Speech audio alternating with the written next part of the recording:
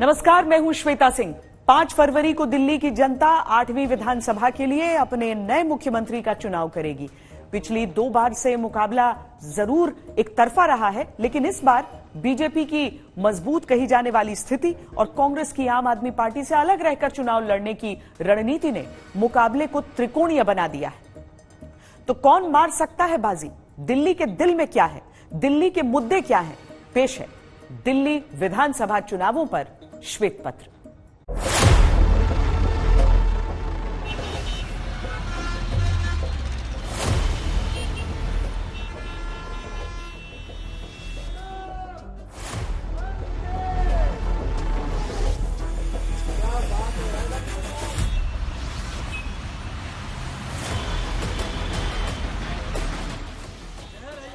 जहर है मैडम, गरीब लोग कहाँ जिएगा ऐसे? पीने वाला पानी सप्लाई में नहीं आ रहा है। पानी नहीं आ रहा।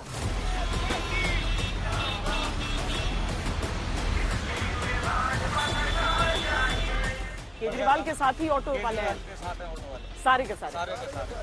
नहीं, कुछ 1-2 भी 90%।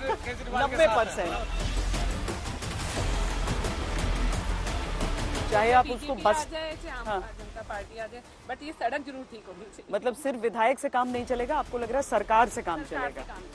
हमें मुफ्त की रेवड़ियां नहीं चाहिए, हमें काम चाहिए। बीजेपी आनी चाहिए और काम चाहिए हमें। सिक्योरिटी के नाम पे जीरो जहाँ भी जा, रात को अकेले जाते हुए भी डर लगता है।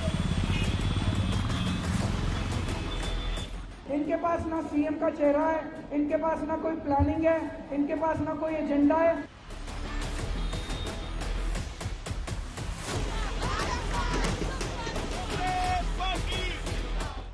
5 फरवरी आएगी, आपदा जाएगी, भाजपा आएगी।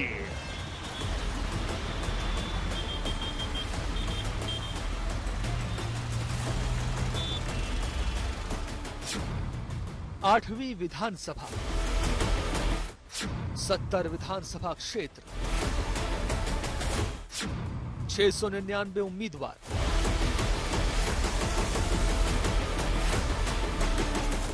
1,55,24,858 मतदाता।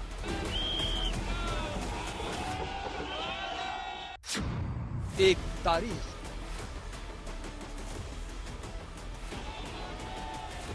एक केंद्र शासित प्रदेश दिल्ली। सिर्फ 3 दिन बाकी हैं देश की राजधानी में मतदान की।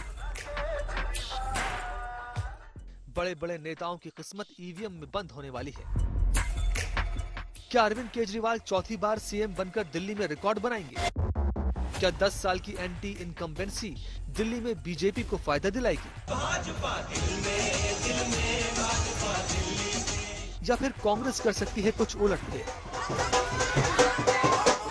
8 फरवरी को साफ हो जाएगा कि दिल्ली की कमान किसके हाथों में जाएगी, कौन बनेगा दिल्ली का सुल्तान।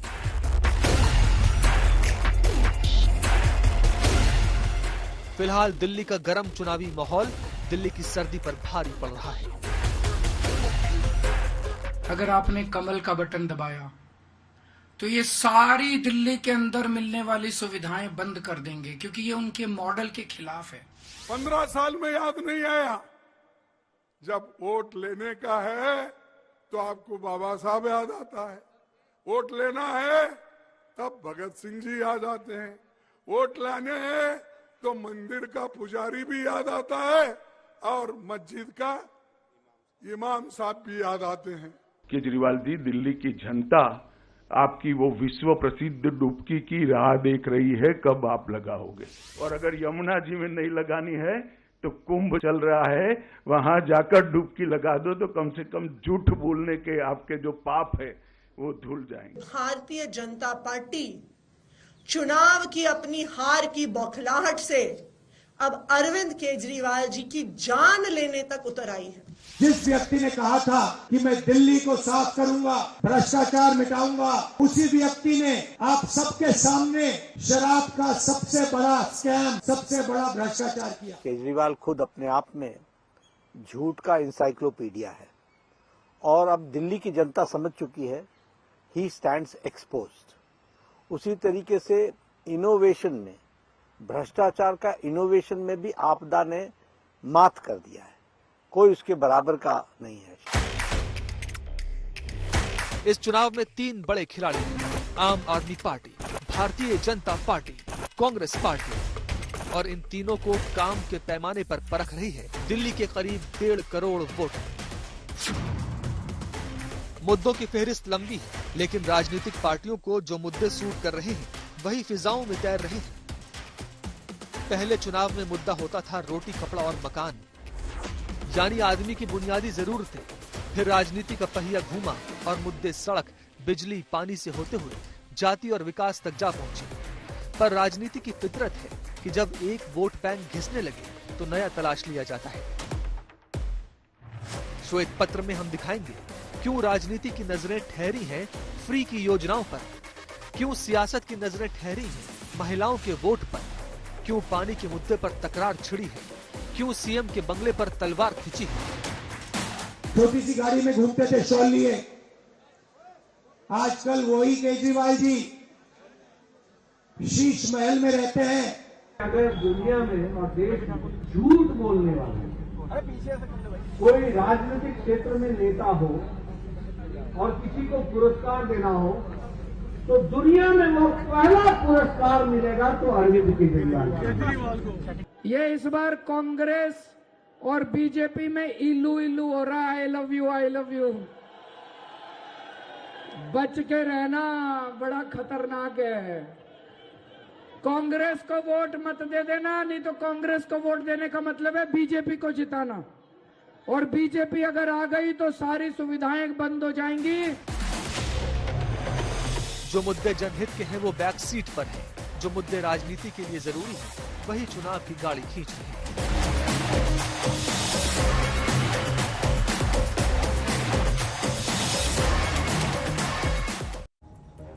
दिल्ली का कुल बजट अभी 78,800 करोड़ रुपए का है, लेकिन दिल्ली चुनावों में जिस तरह तीनों प्रमुख राजनीतिक दलों ने फ्री देने के वादे किए हैं, उस हिसाब से 21,000 करोड़ रुपए तो केवल मुफ्त की योजनाओं को पूरा करने में लग जाएंगे।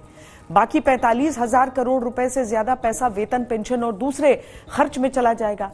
अब सड़क, नाली सफाई, प्रदूषण, सीवेज जैसे मुद्दों के लिए और इंफ्रास्ट्रक्चर को और बढ़ाने के लिए बचे केवल 12,000 करोड़ रुपए, जो कि नाकाफी रहेंगे दिल्ली के हिसाब से। लेकिन चुनाव जीतना है तो मुफ्त के वादों की भरमार। Freebie, freebie, freebie, freebie, freebie, freebie.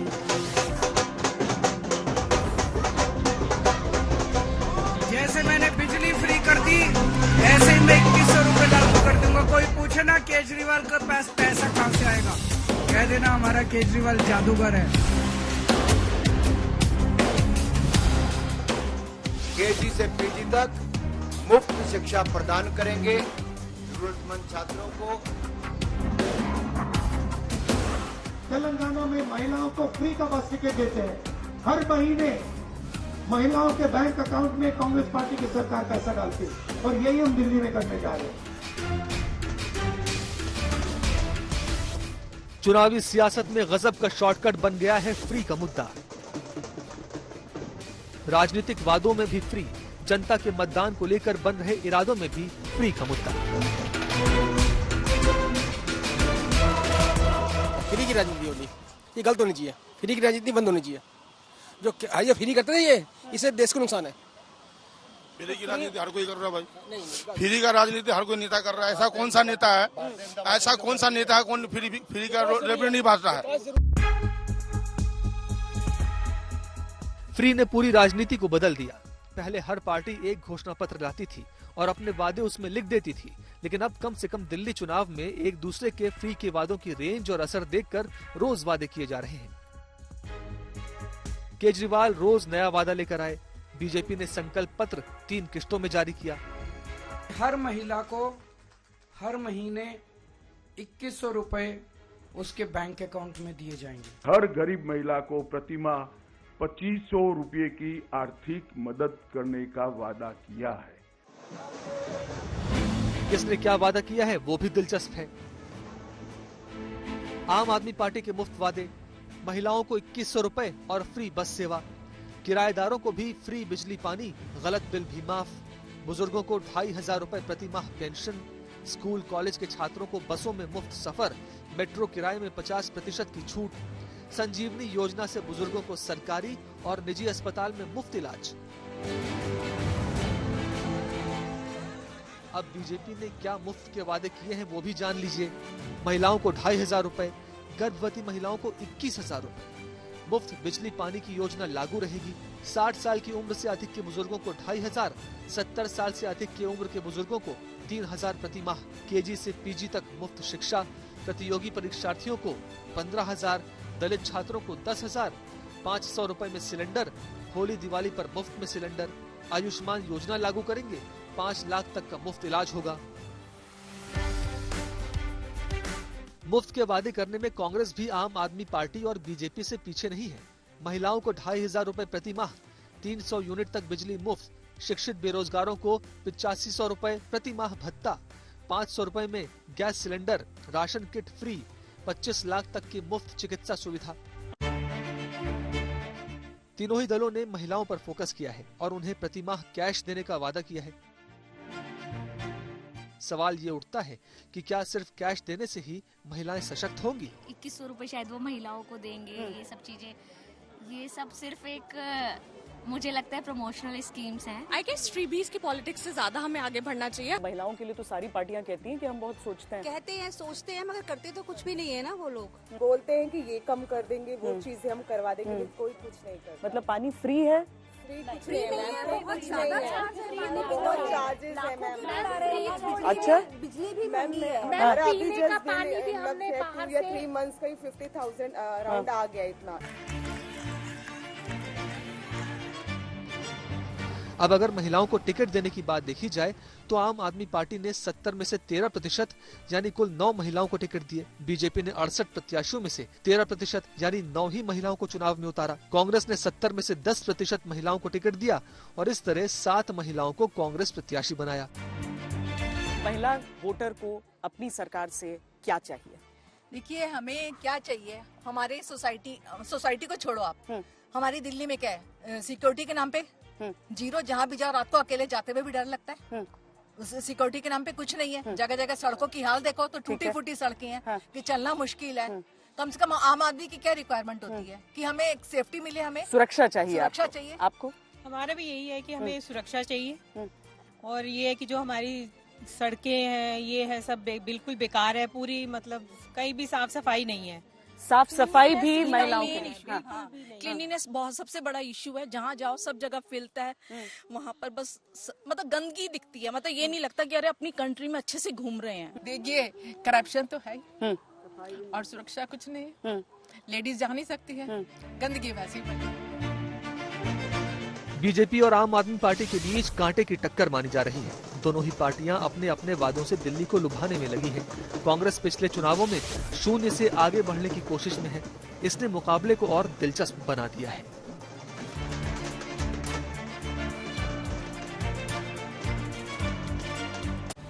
Delhi में आजकल जो मुद्दा सबसे ज्यादा सुलग रहा है, जिस पर बीजेपी और आम आदमी पार्टी ने आस्तीनें चढ़ा रखी हैं, वो है पीने के पानी का मुद्दा। आम आदमी पार्टी ने बीजेपी पर हरियाणा से यमुना में छोड़े जाने वाले पानी को जहरीला करने का आरोप लगा दिया।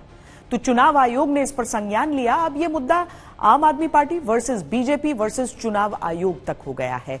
लोगों के लिए दिल्ली में पानी का मुद्दा कितना बड़ा है?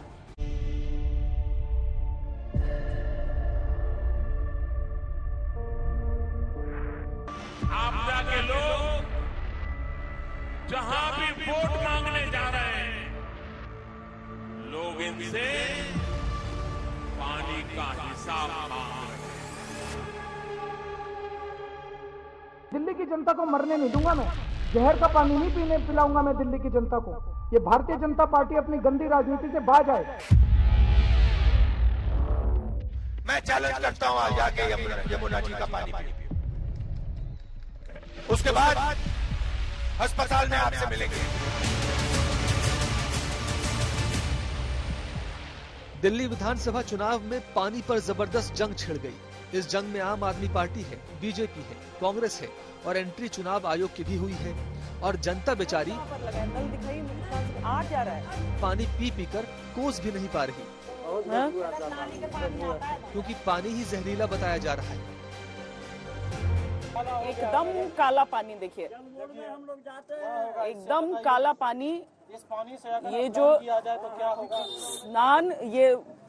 स्नान पान सबके लिए यही पानी है, यानी आपको चाहे स्वच्छ होना है नहाकर, वो आपको इस गंदे पानी से होना है, आपको पानी पीना है वो ये गंदा पानी है। ये विधानसभा सीमापुरी और कोड़ी कॉलोनी, वहां की ये तस्वीरें हम आपको दिखा रहे हैं। सारी लड़ाई यमुना के पानी को लेकर शुरू हुई। 27 जनवरी को अरविंद केजरीवाल ने हरियाणा की बीजेपी सरकार पर आरोप लगाया कि वो हरियाणा में यमुना के पानी में जहर मिलाकर उसको जहरीला कर रही है। इसके अंदर उन्होंने ऐसा जहर मिला के भेजा है जिसका दिल्ली में जो वाटर ट्रीटमेंट प्लांट्स हैं उसमें भी उसकी सफाई नहीं हो सकती। 28 जनवरी को चुनाव आयोग ने केजरीवाल से उनके आरोपों के सबूत मांग लिए और ये सबूत 29 जनवरी तक पेश करने को कहे। कथित जहरीले पानी विवाद पर केजरीवाल ने चुनाव आयोग को 14 पन्नों का जवाब दिया था, जिसे चुनाव आयोग ने नाकाफी बताते हुए केजरीवाल को फिर चिट्ठी लिखकर यमुना में जहर वाले बयान पर 5 सवाल दाग दिए। चुनाव आयोग ने पूछा, पानी में कौन सा जहर मिलाया गया, जहर मिलने के सबूत दिखाएं, जहर किस जगह मिलाया गया, जल बोर्ड के किन इंजीनियर्स ने इसकी पहचान की, इंजीनियरों ने पानी में जहर रोकने का कौन सा तरीका अपनाया। चुनाव आयोग के इन सवालों का असर ये हुआ कि अरविंद केजरीवाल ने चुनाव आयोग पर ही राजनीति करने के सवाल उठा दिए। ईसीआई राजनीति कर रहा है, क्यों? क्योंकि राजीव कुमार को पोस्ट रिटायरमेंट उनको नौकरी चाहिए। मैं राजीव कुमार जी को कहना चाहता हूं, इतिहास उन्हें माफ नहीं करेगा। जितना कबाड़ा राजीव कुमार जी ने इलेक्शन कमीशन का किया है, मुझे लगता नहीं कि भारत के इतिहास में इलेक्शन कमीशन का इतना कभी कबाड़ा हुआ है। अगर राजनीति करनी है, राजीव कुमार लड़ने एक सीट से दिल्ली की किसी विधानसभा से। इस बीच इस मुद्दे पर घमासान लगातार बढ़ता गया। हार के डर से आपदा वाले बौखला गए हैं। आप बताइए, हरियाणा के लोग दिल्ली से अलग है क्या? क्या हरियाणा वालों के परिवार, बाल बच्चे, नाते रिश्तेदार दिल्ली में नहीं रहते क्या? क्या हरियाणा के लोग अपने ही बच्चों के पानी में जहर मिला सकते हैं क्या? केजरीवाल जी क्या कहना चाहते हैं कि दिल्ली की हरियाणा सरकार करोड़ों दिल्ली वासियों को जहर दे सकती है क्या? केजरीवाल जी के अलावा कोई ये मान नहीं सकता, क्योंकि इनके जो विचार है वो उनके शब्दों से प्रकट हो रहा है। केजरीवाल जी ने कहा था, यमुना में मैं स्नान करूंगा और यमुना जी का पानी पीऊंगा। 5 साल हो गए, आज तक केजरीवाल जी ने यमुना का पानी नहीं पिया है। हरियाणा के सीएम ने यमुना का पानी पीकर सोशल मीडिया पर पोस्ट भी कर दिया। उधर आम आदमी पार्टी यमुना के पानी को 4 बोतलों में भरकर अमित शाह, नायब सैनी, वीरेंद्र सचदेवा और राहुल गांधी के पास लेकर पहुंच गई। जहरीला पानी है जो दिल्ली की जनता, ये ऐसा पानी है जिसमें अमोनिया की मात्रा 6 गुना ज्यादा है और ये खतरनाक है लोगों के स्वास्थ्य के लिए। अरविंद केजरीवाल के मुताबिक दिल्ली पहुंचने वाले पानी में 7 ppm अमोनिया मौजूद है, जो जहरीला हो सकता है।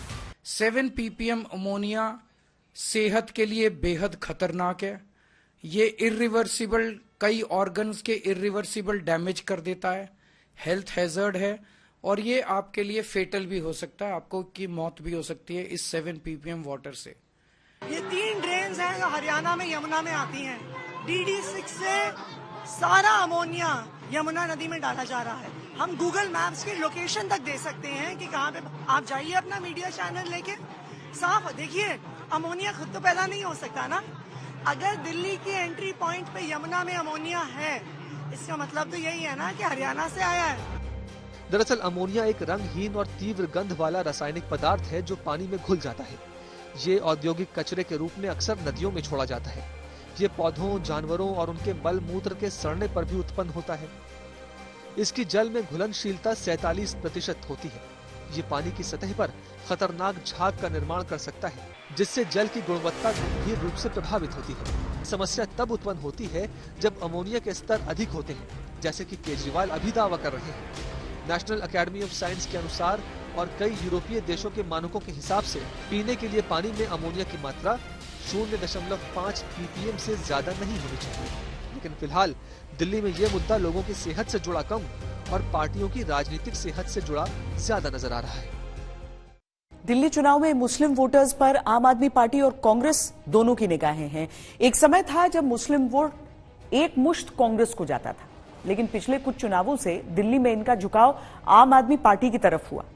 दिल्ली में इस बार भी मुसलमानों के वोटों को लेकर अच्छी खासी रस्साकशी चल रही है।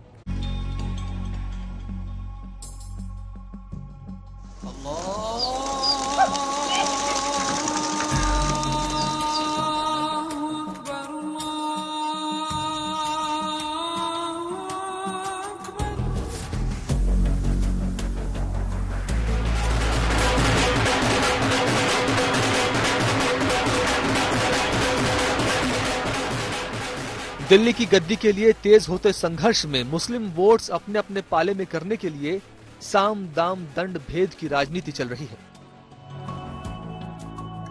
हमारा सीएम कैसा हो, दीक्षित जैसा हो। कांग्रेस अपने खोए वोट बैंक को वापस पाने के लिए जोर लगा रही है।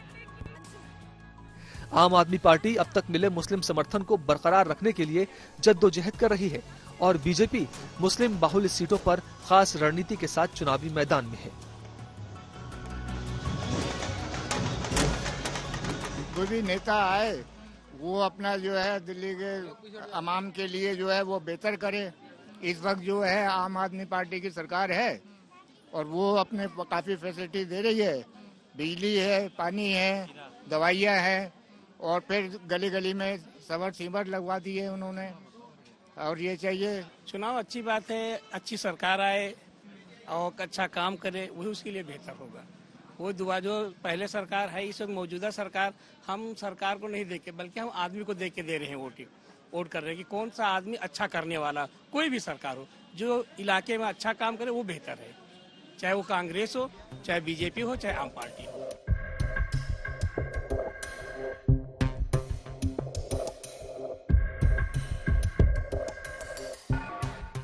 दिल्ली की कुल जनसंख्या में मुस्लिम आबादी 13% है। करीब 7 विधानसभा सीटें ऐसी हैं जहां मुस्लिम आबादी ही हार जीत तय करती है। ओखला में मुस्लिम आबादी 55% है, बाबरपुर में 25%, मुस्तफाबाद में 40%, सीलमपुर में 55 से 57% तक, मटिया महल में 60%, बल्ली मारान में 50% और चांदनी चौक में 30%। एक अच्छा आदमी हो जो इलाके के लिए काम करे और सबकी भलाई के लिए सोचे, यही चाहते हैं। हिंदू मुस्लिम चुनाव तो होना ही नहीं चाहिए, अच्छे आदमी को चुनना चाहिए। लोग ये सोचते ही नहीं है आज के टाइम में। आज के टाइम सबको अलग अलग बांटने की राजनीति हो रही है, जबकि होनी नहीं चाहिए ऐसी राजनीति। हिंदुस्तान का मुसलमान चाहते हैं कि अपने देश की तरक्की हो, उसके बच्चों को अच्छा फ्यूचर मिले और आने वाला माहौल ऐसा हो कि जिसके अंदर डर और भय का कोई भी जगह न रहे। ये तो राजनीति का काम है कि जो हिंदू मुसलमान करते हैं। हमें यही नहीं पता कि सामने हिंदू या मुसलमान है, हमारे लिए सिर्फ एक भारतीय है और भारतीय के अलावा हमारी कोई पहचान नहीं है। अब तक दिल्ली चुनावों में मुस्लिम मतदाताओं का क्या ट्रेंड रहा है वो भी समझ लीजिए। 2013 में इन सीटों पर कांग्रेस का प्रभाव रहता था, लेकिन 2015 और 2020 के चुनावों में आम आदमी पार्टी ने कांग्रेस से उसकी जमीन छीन ली। 2015 में सिर्फ मुस्तफाबाद सीट पर बीजेपी जीती थी, बाकी सब आम आदमी पार्टी के खाते में गई। 2020 के चुनाव में आम आदमी पार्टी ने सभी 7 सीटों पर जीत दर्ज की। आम आदमी पार्टी को मुस्लिम वोट मिलने की उम्मीद क्यों है? क्योंकि माना जाता है कि आम आदमी पार्टी के मुसलमान कोर वोटर बन चुके हैं। बीजेपी के खिलाफ मुख्य मुकाबले में आम आदमी पार्टी है। मुस्लिम नेताओं की केजरीवाल के पक्ष में वोट करने की अपील भी है। तमाम दिल्ली के सेकुलर वोटरों से गुजारिश करता हूं कि मेहरबानी करके हालात बहुत मुल्क के हालात खराब होते जा रहे हो चुके हैं, इसलिए सेकुलर वोटों को बांटने न दें, बटने भी न दें और अपने सारे वोट जितना हो सके मुमकिन जमा के आम आदमी के पार्टी को दीजिए और केजरीवाल साहब को फिर से हुकूमत बनाने के मौका दीजिए।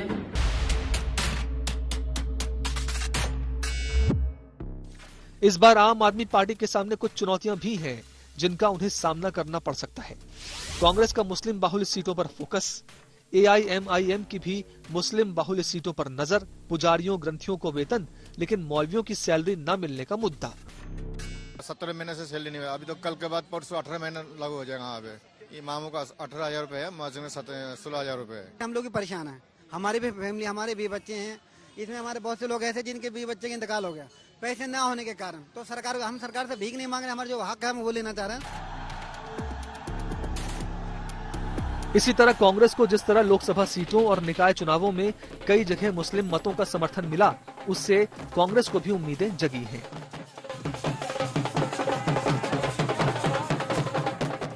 लोकसभा चुनावों में कांग्रेस भले ही एक भी सीट न जीती हो, लेकिन मुस्लिम इलाकों से उसे अच्छा समर्थन मिला। 2022 के एमसीडी चुनाव में भी कांग्रेस ने 9 सीटें जीती, जिनमें 7 मुस्लिम प्रत्याशी जीते। कांग्रेस अपना खोया जनाधार फिर वापस चाहती है, इसलिए सीलमपुर जैसे इलाकों में राहुल गांधी ने रैली भी की। राहुल जी हमारे बीच में आ चुके हैं। राहुल गांधी। हिंदुस्तान हर हिंदुस्तानी का है, चाहे उसकी कोई भी जात हो, कोई भी धर्म हो। अगर वो हिंदुस्तानी है तो इस देश में उसकी रक्षा होनी चाहिए। बीजेपी के लोग, आरएसएस के लोग इस संविधान को खत्म करने में लगे हुए हैं, नफरत फैलाते हैं, एक भाई को दूसरे भाई से लड़ाते हैं।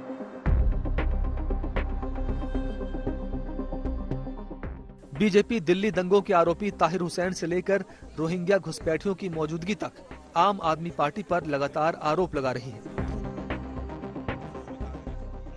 आम आदमी पार्टी के जनप्रतिनिधियों को, उनके पदाधिकारियों को आधार बनाने का लाइसेंस दे दिया। उन्होंने बांग्लादेशी और रोहिंग्या मुसलमानों के भी उन्होंने आधार कार्ड बना करके उन्हें जबरन दिल्ली का नागरिक देकर के दिल्ली वासियों के अधिकारों को इन्होंने जबरन हथियाने का प्रयास किया।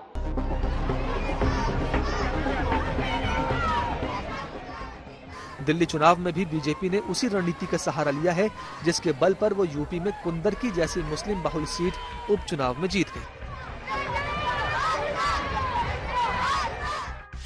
ओखला और मुस्तफाबाद में लड़ाई आम आदमी पार्टी और कांग्रेस के मुस्लिम प्रत्याशी होने के कारण मुस्लिम वर्सेस मुस्लिम की दिख रही है।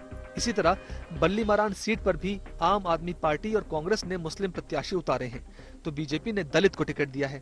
इसी तरह मटिया महल और सीलमपुर से भी आम आदमी पार्टी और कांग्रेस ने मुस्लिम प्रत्याशी को टिकट दिया है, और बीजेपी ने मटिया महल से दलित प्रत्याशी और सीलमपुर से अनिल गौड़ यानी ब्राह्मण प्रत्याशी को मैदान में उतारा है। स्पष्ट है कि मुस्लिम की लड़ाई में जितना वोट बटेंगे, बीजेपी को उतना ही फायदा हो सकता है। जब अरविंद केजरीवाल ने पहली बार दिल्ली चुनाव लड़ा था, तो सीधे तत्कालीन मुख्यमंत्री शीला दीक्षित को उनकी ही सीट से चुनौती दी थी और वहां से जीत हासिल की थी। नई दिल्ली सीट तभी से एक तरह से कहा जा सकता है कि दिल्ली की सबसे हॉट सीट रही। इस बार तो एक तरफ केजरीवाल हैं, तो सामने परवेश वर्मा है और संदीप दीक्षित हैं। देखते हैं दिल्ली की कुछ हॉट सीट्स के मुश्किल मुकाबले।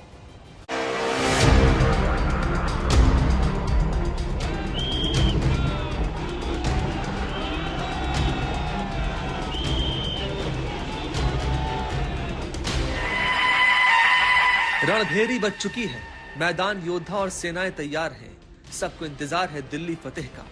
हर सीट पर प्रत्याशी एक दूसरे को धूल चटाने की तैयारी में है, मगर कुछ सीटें ऐसी भी हैं जिन पर सबकी नजरें टिकी हुई हैं। ये सीटें हैं दिल्ली चुनाव की हॉट सीट।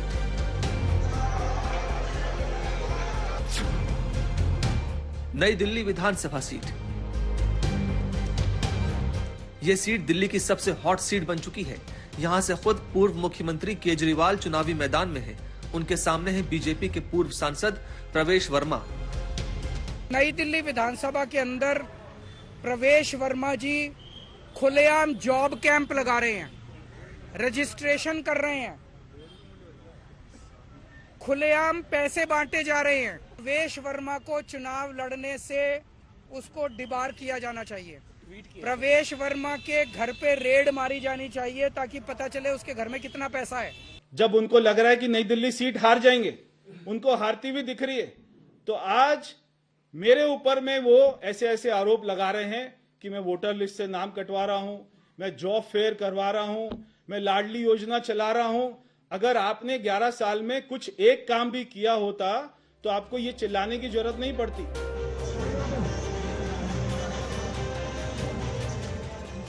नई दिल्ली सीट से कांग्रेस ने पूर्व मुख्यमंत्री शीला दीक्षित के बेटे संदीप दीक्षित को मैदान में उतारा है। केजरीवाल ने 2013 में इस सीट से शीला दीक्षित को हराया था, जिसके बाद से वो लगातार इस सीट से विधायक रहे हैं। कालकाजी विधानसभा सीट। कालकाजी विधानसभा सीट दिल्ली चुनावों में दूसरी सबसे हॉट सीट मानी जा रही है।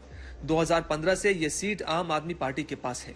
अरविंद केजरीवाल के मुख्यमंत्री पद से हटने के बाद आतिशी दिल्ली की नई मुख्यमंत्री बनी। वो इस सीट से विधायक हैं, लेकिन इस बार उनके सामने कड़ी चुनौती है। आतिशी का मुकाबला इस बार बीजेपी के 3 बार के विधायक और 2 बार के सांसद रहे रमेश बिधूड़ी और कांग्रेस की अलका लांबा से है। जंगपुरा विधानसभा सीट।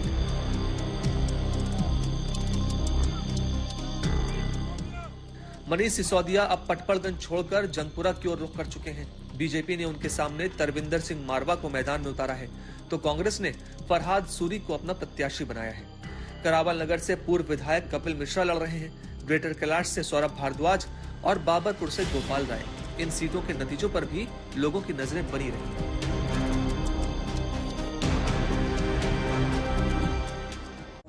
राजनीति में वो मुद्दे अहम होते हैं जिन पर नेता वोट पाने के लिए जनता के बीच जाते हैं, लेकिन क्या ये मुद्दे जनता के असली मुद्दों से मेल खाते हैं?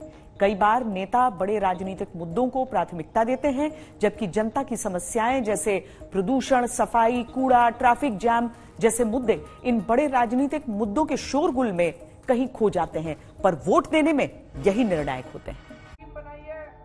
अब किराएदारों के भी बिजली और पानी के बिल 0 आया करेंगे। हर महीने ये दाल है, चावल है, शक्कर है, तेल है, चाय है, 500 रुपए का सिलेंडर है, ये हर महीने दिल्ली के परिवारों को मुहैया कराया जाए। होली और दिवाली में 1 सिलेंडर ईच यह मुफ्त दी जाएगी, फ्री सिलेंडर दिया जाएगा। राजनीति भी गजब की चीज है। मुद्दे जनता के होते हैं, लेकिन तय नेता करते हैं। नेता वोट मांगने आते हैं, भाषण में महंगाई, बेरोजगारी, स्वास्थ्य सबका जिक्र होता है, लेकिन चुनाव के बाद वही नेता धुएं में गायब हो जाते हैं। वैसे ही जैसे दिल्ली की हवा से ऑक्सीजन। अब देखिए ना, दिल्ली की जनता हर साल प्रदूषण में खांसती है, कूड़े के पहाड़ों को बढ़ता देखती है, ट्रैफिक में फंसकर गालियां देती है, पर चुनाव आते ही पता चलता है कि असली मुद्दा तो कुछ और है। हरियाणा की सरकार ने दिल्ली में यमुना से आने वाले पानी में जहर मिला के भेज दिया है। जब दिल्ली में प्रदूषण होता है तो ये हरियाणा के किसानों को गालियां देते हैं। अब आपदा वालों ने हरियाणा के लोगों पर पानी में जहर मिलाने का आरोप लगाया है। कूड़े और गंदगी की बात करें तो जो मुद्दा रैलियों और प्रचार में होना चाहिए था, उसे मैनिफेस्टो में तो जगह मिलती है, लेकिन सवाल यह है कि उसे कितनी ही पार्टियां गंभीरता से लागू करती हैं। दिल्ली में हर दिन 11,352 टन कचरा निकलता है। दिल्ली में कूड़े के पहाड़ खड़े हैं। गाजीपुर लैंडफिल साइट सबसे ऊंची है, जहां 81.33 लाख टन कूड़ा जमा है। 2019 में इसकी ऊंचाई 65 मीटर तक पहुंच गई थी, यानी कुतुब मीनार से सिर्फ 8 मीटर छोटी। दिल्ली दुनिया का सबसे प्रदूषित शहर है। 18 नवंबर 2024 को PM 2.5 का स्तर 907 तक पहुंच गया था, जो WHO की सीमा से 60 गुना ज्यादा था। प्रदूषण से जान का खतरा बढ़ रहा है। हर साल 70 लाख लोग समय से पहले मरते हैं। स्ट्रोक, दिल का दौरा, डायबिटीज और फेफड़ों की बीमारियां बढ़ रही हैं।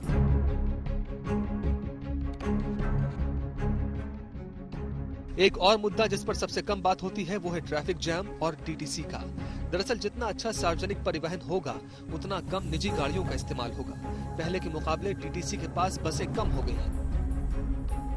2010-11 में दिल्ली में 6,342 DTC बसें थी, अब सिर्फ 4,346 बची हैं, जिनमें 1,155 इलेक्ट्रिक बसें हैं। DTC घाटे में है। 2023-24 में इसका नुकसान 2,666.25 करोड़ रहा। पिछले साल 2687.92 करोड़ का घाटा हुआ था।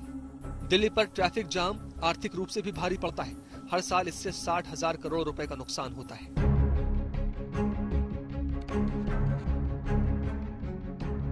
जाम में ही हजारों लीटर ईंधन जलता है। रोज 40,000 किलोलीटर ईंधन बेकार जाता है, जिससे 115 टन कार्बन डाइऑक्साइड हवा में घुलती है। सड़क पर ही पार्किंग से जाम की दिक्कत बढ़ती है। दिल्ली में 80 लाख पंजीकृत वाहन हैं, लेकिन सिर्फ 1.25 लाख वाहनों के लिए पार्किंग की जगह है। सोचिए, पहले आप गाड़ियों के लिए रोड टैक्स देते हैं, फिर सड़क पर पार्किंग से जाम में फंसते हैं और फिर उसी सड़क पर पार्किंग शुल्क भी देते हैं। खैर, वोट डालिए और इंतजार कीजिए नतीजों का। दिल्ली चुनावों पर श्वेत पत्र में आज के लिए इतना ही। देश और दुनिया की बाकी खबरों के लिए देखते रहिए आज तक।